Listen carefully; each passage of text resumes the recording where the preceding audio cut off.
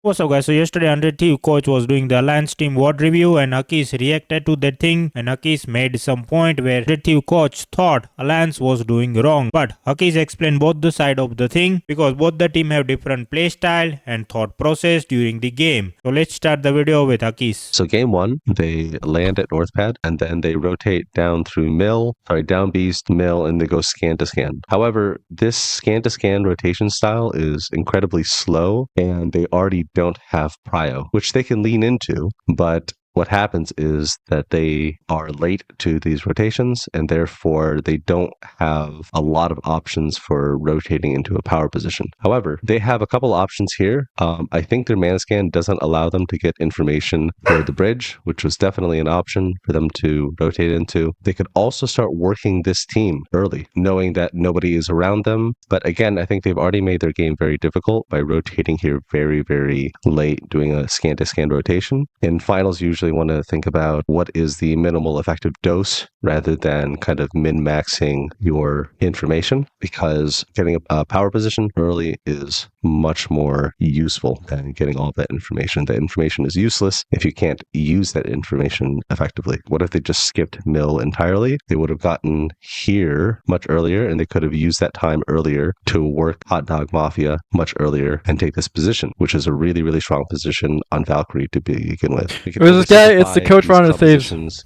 As passive or proactive. This is kind of a very passive legend composition, which means that they need power positions early. Instead, they rotate, they get man scan, and then they go to A instead of working B or other options like C. They go to A, and the issue with A is it is a choke point, and their only way of exiting that choke point is through the backside on the west side here. Why? Because if they go through the east side here, they're going to get destroyed by anybody over at A, B, or C. So they basically force themselves to be at a choke point where they only have one exit, and if their exit gets blocked on the west side, they are screwed, which is what happens when Genji comes in and does what Genji always does, which is not good for Alliance. They can blame Genji here, but honestly, Alliance made their game 10 times more difficult. You see it happen.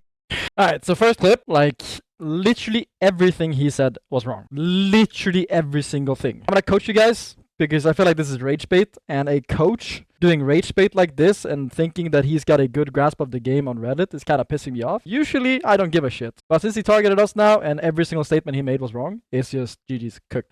First of all, he's trying to call for power positions. We land Northpad Trident. This is zone 1, by the way. What power position are we getting in Barometer? Even if we rotate early. We're gonna be latest in anyway. It doesn't matter if we leave in 30 seconds. We are stuck on edge no matter what. Zone is too far away. You can't make it. And then when you can't make it, of course you go for purple armor and zone 3, because then you have purple armor, you have zone 3 info, you know exactly where to go after that. That's getting information, which he said is unnecessary. But what the fuck, are we gonna force our way into Barometer with blue armors and just end up in the same position anyway? Makes no sense. Clearly, he doesn't understand the game outside of playing hard zone. It's very clear that he has no takes other than playing hard zone. But yeah, it's whatever. Let me mute right now. So basically, right, we scan zone 3, we have all the information, which he says we don't need. And then we also scan the UAV here. So we see that there's no power position, there's no playable area for this zone, because we scanned the UAV in Bean, right?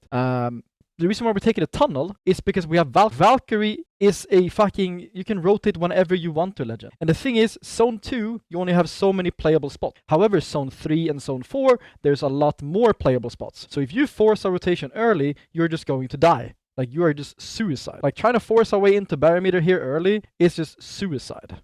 It is complete fucking suicide. So the whole game plan here, which he didn't listen to at all, by the way, is just to take the tunnel and then wait for zone 3 to start closing and then Valkyrie deeper into Barometer when there's more options available. Because right now, yes, we don't have any power positions because all the power positions are taken, which they would have been anyway if we rotated early. It's literally just, you gotta wait for zone to start closing before you can, like, open up more positions in the game. Like, that's the thing. Like, you can't force rotation. If you force rotations, you are killing yourself. It's suicide. So the whole game plan here is just to survive in the tunnel, because we have Caustic, right? We have Caustic, we're inside a tunnel. Nobody should push us in this tunnel. It doesn't make any sense. That's why we take the tunnel, we can stall with Caustic, and then we can look for a Valkyrie when zone 3 is closing, so that we have more options to play, right? And then he says we can blame Genji. Of course I'm blaming Genji. What do you mean? Gen G, they land Lightning Rod. They don't have a fucking Valk or an Altar or anything. They have to fight their way through Barometer. And they have so many options that I talked about the other day. Is they can go this way to fight their way in. They can go this way to fight their way in. They can go this way to fight their way in. They can go this way to fight in. All open spaces we can utilize their team comp. So the reason why Gen G fights a tunnel team against a Caustic is fucking brain dead. Like, that is just so stupid. Obviously, Valve doesn't understand anything except playing hard zone, and every single statement he said is incorrect, because there's nowhere,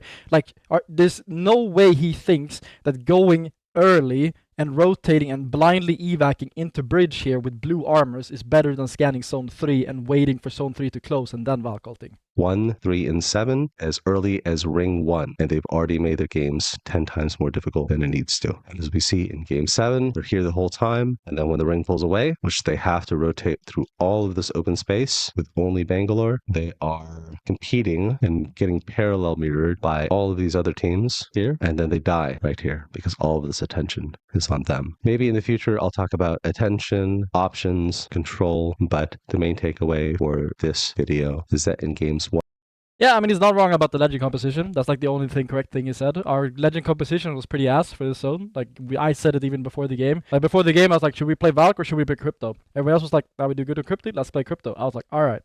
But one thing that he doesn't mention here is that we don't have ring console. He hasn't talked about us not having ring console. He says we should just go to Godspot without information.